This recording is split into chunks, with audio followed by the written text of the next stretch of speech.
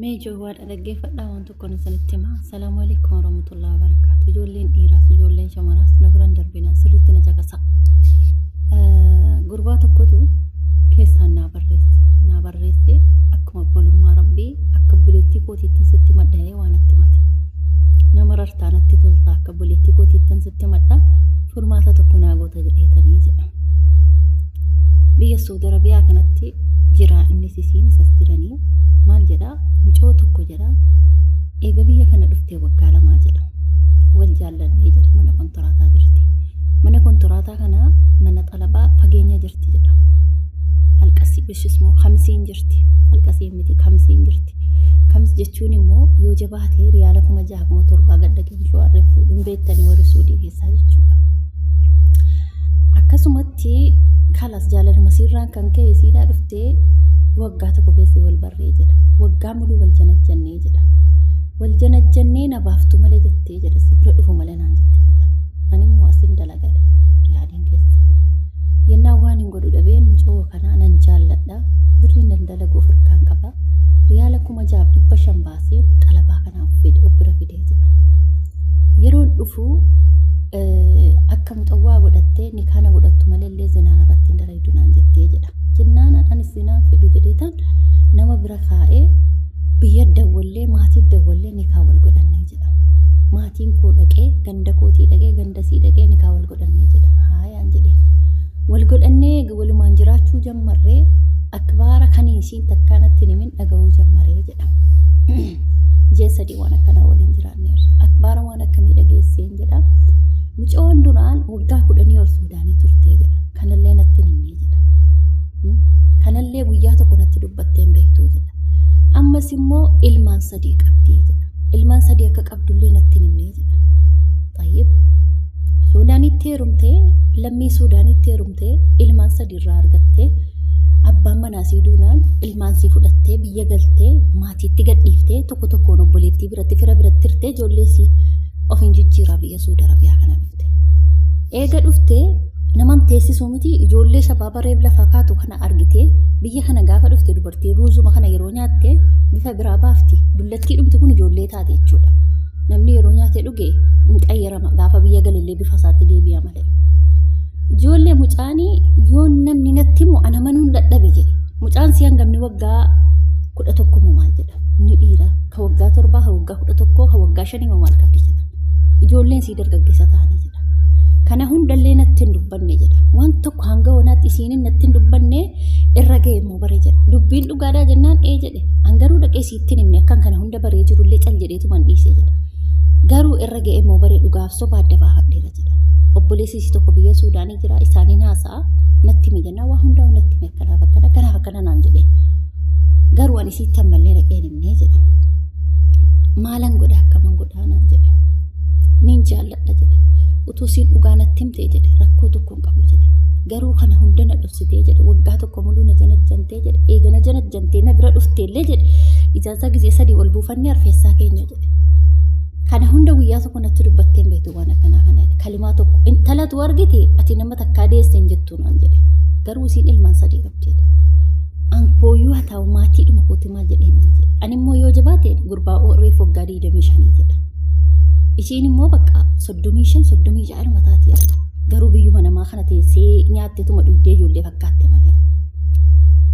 Wallaahi ijoollee keenya shamaraa waan tokkoon isinitti himaa dhiirti dhugaa jaallatti yoo itti heerumuudha karoorsitanii rakkoo jirutu jaalala keessan galii awwaan akkanaati eerumeen xallaqame eerumeen hiikame ilmoo tokkoon qaba 2 qaba jedha ifa baasaa itti maa dura. Maali ijoolleen dhiiraa kun obboleessa keessan isinitti fakkaattu wallahi ijoolleen dhiiraa obboleessa koo natti fakkaatti gowwomsuullee rabbiin maadrii hin danda'u waan danda'e ilmoo hodhosuu miti isan dur janajjanaa ture ni maanibboo wallahi laazii abaluun nama meeqan janajjanaa ture dhinitti mabar na jaallatu na jibbu na dhiisu malee garuu isin ilmaan 3-4 qabaataa ilmoo 2-3 qabaataa dhossitanii asiifate maaliin dhaga'amu seetanimoo maal gootaa tusitee maal gootaa naan jedhee. Habibi wallahi waan tokkoon sitti himaa dhugaa rabbiin siin jedha waan tokkoon sitti hima wanni ti gootu dalaydee birrii si amma birrii itti baafte jechuudha. Birrii himma itti baafte kan amma siin dalaydee sii kaffaltutti kalimaa tokko hin dubbatin. Gaafa siin maallaqa kana dalaydee birrii kee sii deebifte yaa abboo niifati waliin taanu jedhii ni kaasee hiikee waa tokko kana sana hin jedhini. Bas kanuma qofan si himaan wallaahi mee akkam jettuudha ijoolleen tuusin ta'e akkam gootu dhugaa rabbii nama dhibduu bar shamarri keenya. Wanni akkanaa akkamitti dhokata jiru jaallattee walitti dhuftan siyaa jaallatu wallaahi tuusiin jalqabanatti himtee jedhe ilmaanuma sii sadii kanaa wajjinan fuudhaara akkan jaallataaru. Kanaafuu wanni akkanaa kun ta'uu hin qabu. Rabbi sana qajeelchu wallaahi ijoollee shamaraa. Ilmaan biyyatti naqxanii dhuftaniiti baraasitti ijoollee dhiiraa ijoollee Suudi Arabiyaa kana ijoollee bibbicuuree biyyaa baatu kana jantanii bara. Inuma yeellaatanuu ijoo namni nama sa'a olii kana jiruma naqxanii wajjin ciiftanuu yeellaatanuu jedhaa bara. Sheemii dhumti naman qabu. Wallaahi hedduu nama dhibdu bar shamarri. Adaraa obboleewwan koo wantoota akkanaa irraa of eeggadha. Adaraa isin jedha dhugaa waaqayyo jechuudha. Hedduutu akka nama gaddisiisa. Maaliif namni gaafa dhokateeti waan tokko osoo duubaa qabu waan dhoksaadhaan si jaalatu sitti fakkeechee sun jaalalallee ta'u akkasuma immoo bultiillee siin ta'u jechuudha. Garuu waan qaban tokko himachuudha diruma. Osoo ijoollee sadii qabdu dargaggeessa qeerrootti heerumte. Hedduu nama gaddisiisa dhugaa rabbii gisee tokko jechuudha wanti shamara keenyarra jiru. Ashamaa akkam jirtu hordoftoota kabajamtoota chaanala kootii kan biyya keessaa kan biyya alaa bakka jirtanitti nageenyi isiniif haa baay'atu. Akkam jirtu obboleettiin keessaa nagaa gootuun qaba galata waaqayyoo isin jecha. Egaa hordoftoota kiyya warroon chaanala kiyyaa haaraa taatan immoo sabskraayibii gochuudhaan maamila keenya ta'aa. Maal seetan obboloota koo akkuma viidiyoo mucayyoo kana dhaggeeffattan agar dhumaatti jechuudha. Akkuma namni kamiyyuu kaa wal jaalata ilmi namaa kun wal malammalee yookiin immoo wal bira ga'ee osoo ta'e baay'ee bareedaadha. Wanti onlaayinii kun immoo garuu hin ulfaata yeroo baay'ee jechuudha. Ilmi namaa kun dhugaa dubbatee si jaalatu beektanii soba dubbatee si jaalata sitti dhiyaata malee dhugaa dubbatee sitti dhiyaachuu hin barbaadu. Dhugaa waaqaa jechuudha. Hedduudha ijoolleen akkanaa jechuudha. Wanti akkanaa kun namoonni akkanaa kun baay'eetu jira. Mucaa kana qofa bichaa bira qofaa miti jechuudha. Kan wanti kun irra ga'e jechuudha. Ijoollee baay'eedha wanti akkanaa kanarra kan ga'e jechuudha. Osoo ijoollee biyyaa qabanuu, odoo daa'ima biyyaa qabanuu, dhiirrillee shamara qofaa miti dhaggeeffadhaan malee dhiirrillee akkasii hin jira jechuudha. Odoo haadha manaa qabu, osoo ijoollee qabu deebi'ee immoo asitti shamara xiqqoo tana kan reef baate kana jana kan fuudhu baay'ee jira. Akkasuma akkuma mucayyoo nama goote kana immoo osoo ishiin daa'ima qabduu biyya odoo jaarsallee qabduu beesitti jaarsattee heerumti nama baay'eedha warra akkas godhe jechuudha. Kanaaf ijoollee of eeggadhaa. Gaafa jantanis, gaafa heerumuu barbaadanis, gaafa jaalachuu barbaadanis nama isinirraa deemu. Akkasuma immoo dhugaa dubbadhaa. Gaafa daa'ima qabaattes, gaafa dhirsa qabaattes, gaafa immoo addaan baates. Akkasuma immoo ijoolleen dhiirallee gaafa haadha manaa qabaatte yookiin immoo haadha manaatii waliittanii daa'ima qabaattes ta'e ishee shamaraatis yoo dhiira waliittee daa'ima qabaatte nama biraa jaalachuu barbaadde ta'e dhugaa itti miti jaaladhu malee fakkeessiteen jaalatin sobdeen jaalatin har'a homtuu natti hin dhaga'amu jettee daa'ima kee dhoksitee waaqayyoo sii kenne maaliif dhoksitaatti daa'ima kee? Maalumaaf ani namuma daa'ima miidii marratti dhuffatu tanaati na jibbisiisa. Hasi jamar miidii marrattu kan dhuffatu baay'ee jira bara. Kan inni manni ani ijoollee baay'een argee jechuudha. Gaafa galame gadi ba'a garuu asitti gaduu gaafatti daa'iman qabaasiin jettu riyaa nan qabaasiin jettu kan biraa dhiisite jechuudha.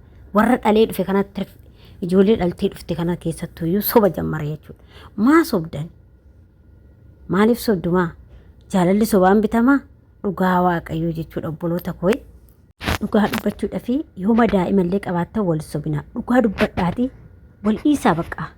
Maaliif mucaa kana amma attaallaltee ishiin daa'ima sadii qabdu mucaa kana homaa itti himne jaalattee mucaan kun fuudhee ni kaahidhee fi booda immoo mucaan kun dhagaye obboleessuma isheetirraa dhagaye jechuudha. Hedduu nama gaddisiisa. Dhugaa rabbi sobdanii jaalatamuurra dhugaa dubbattee jibbamuu si wayyaa jedha Oromoon. Kanaaf dhugaa dubbadhaatii jibbamaa malee sobdanii fakkeessitanii bultii naa ta'an jennaan boru bultiin keessan diigama jechuudha. Innaa ijoollee akkasii of qusadhaa siniin jechuu barbaada. Of eeggannoo cimaa godhaa ijoolleen dhiirallee ijoollee shamaraallee wanta akkanaa kana irratti. Dhugaa hedduutu akkana gaddisiise rabbi. Miskiina birrii kana hunda ishiitti baasee achi ishii baasee ganaa xiqqishuma saalfattu yoo ishiin daa'ima ishii dhossitu daa'ima yoo rabbi kennee fi maa dhossiti waaqayyo ishiidhaaf kennee maa dhossiti ani namuma daa'ima dhossuun jibba anu dhugaa rabbii daa'ima tiyya dhiisiti jechuudha kanan tiyya dhossu dhiisi kan araba tanaatu kun holumaa gadi ni ari'a dhugaa rabbii sinin jala jechuudha daa'isna itti profaayiliirraan godhadha wajjin suuraa kaa wajjin kaan godha feesbuuk irratti hangalaksa maaliif kan kanaaf baatee faanaan jedhu jira eeyyoon hin jedhaan daa'imti kennaadha doonaa kennee yoo hin jaaladha maali kanan dhossuuf waaqayyo dhossee namaan kenne ifaan bilisatti namaa kenne ilmoo ofii kan dhossanu namni nama abaarallee dhagaarii mati innaa wanta akkanaa kan ofii gadhaasanii jechuu barbaadatan illee barumsatti dabalee namni nama shawwada yeroo kanatti nama fakkeessa garuu dhagaamuu jedha dubbiin dhagaamtu ima dhagaama mucaan kun ni kaka akkasumaan illee meesii yaada keessan maal qabdu yaada mee koomentiitti barreessaa osoo amma mucaa kanii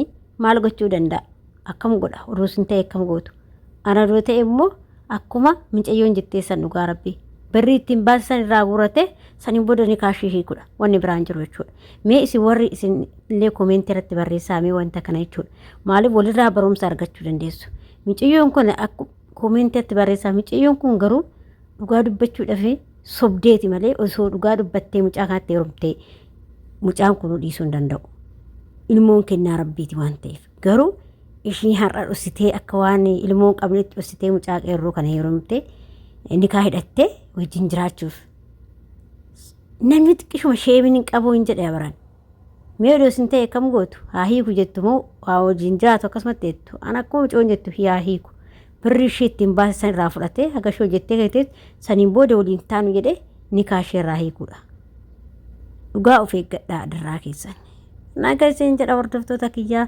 wanta akkanaa kun baay'eetu jira of eeggadhaa yaa warra wallaanii haatti wallaaniin tunillee dhugaa jaalala wallaanii uummata maraachite dhugaa rabbi of eeggadhoo faatochi of eeggadhaa maammadooche